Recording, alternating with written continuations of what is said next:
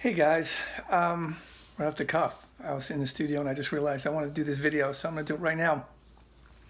I talked to you about a video I want to post regarding faith, and I have some interesting kind of takes on faith.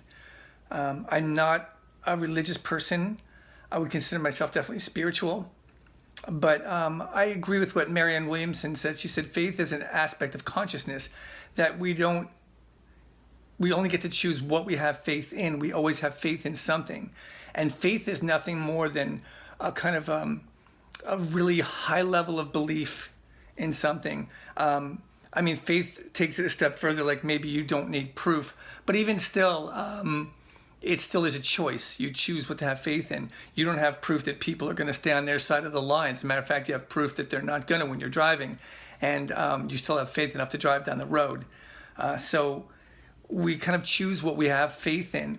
And the concrete little example I want to give to you, it's something from when I was a kid, and anybody in my family can verify at least the first part of it. When I was a kid, we had this electric percolator. I forget the brand name, but I always watched my dad make coffee. We were coffee hounds ever since we were born, and I always watched him make coffee, and he would grind the coffee up in the blender and then pour the coffee into the basket, and he would just pour it in. And I was watching him. I was like, how does he know?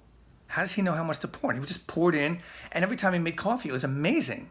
And as I grew up, I kind of said, I wonder if I can do that. I wonder if I can develop that skill. So I started kind of eyeballing my coffee, whether I made coffee in a drip perk or whether I made it, of course this was all before having like a grinder, but whether I made it from a drip perk or a percolator or whatever it was, I would just kind of eyeball it. And I got really good. I remember I was working at a food store on the overnights, and this guy's like, you don't measure? I'm like, no, I don't know about how much I should put in. And he tasted the coffee. It's like, I can't believe this came out even drinkable. And I was like, yeah.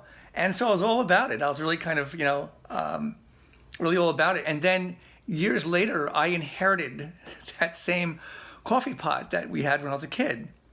It didn't last me very long. But the funny thing, of course, about it was when I first made coffee in it and I took it apart and I opened it up, on the inside of the basket, there was lines that says how many cups, how much coffee to put in versus how many cups of coffee you're making in the pot. So it's set up to do that. And my father wasn't just eyeballing it, he was measuring it using the cup. And I had developed a skill that actually worked based completely on faith because that's not what he was doing. And I use this example for two reasons. First of all, because faith is a choice. And it is a skill that can be developed. You can begin to have more faith in something that serves you instead of more faith in being a pessimist, instead of having more faith in things that don't last, like money or whatever, any kind of physical things really. You could have faith in people. You could kind of reaffirm your faith in a higher power if you believe in that, or God, or Jesus, or Mohammed, whatever, in Christmas and the Easter Bunny, whatever works for you to feel better about your life. And that's the thing about faith. That's the real power of it, is it can be a tool, just like gratitude, to help you feel better about your life day by day. There's a lot of times lately, of course, you guys know what I'm kind of facing, that I am running on pure faith, that like people say like, well, everything is going to work out. Oh, everything's definitely going to work out. Hopefully it works out well, but it's definitely going to work out. And the thing of it is my kind of faith is that however this works out is for the best.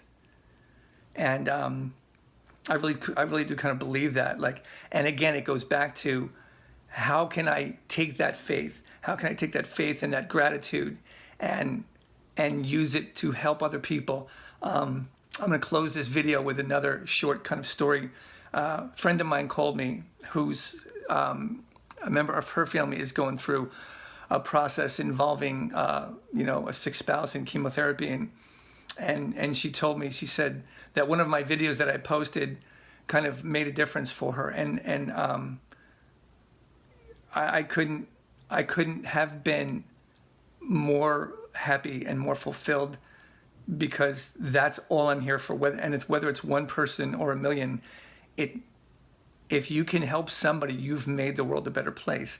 And I don't want to mention names, but I'm thinking about you and I'm thinking about your family. My kind of bedrock faith right now is that I can use whatever I'm going through to help somebody else. That's what I'm doing right here, instead of the studio work that I was just trying to get myself unsuccessfully to do. But other news is coming. As you can still hear, my voice has kind of gone back to its old ways. It's not very productive. That is on me. I'm not practicing my voice as much as I need to every day. I really just kind of set my sights on getting through this first week of treatment and seeing how everything feels. So next week I will start normalizing things, and then we'll see where we land. Okay. So I hope you guys had a great Christmas. I will be in touch before New Year's.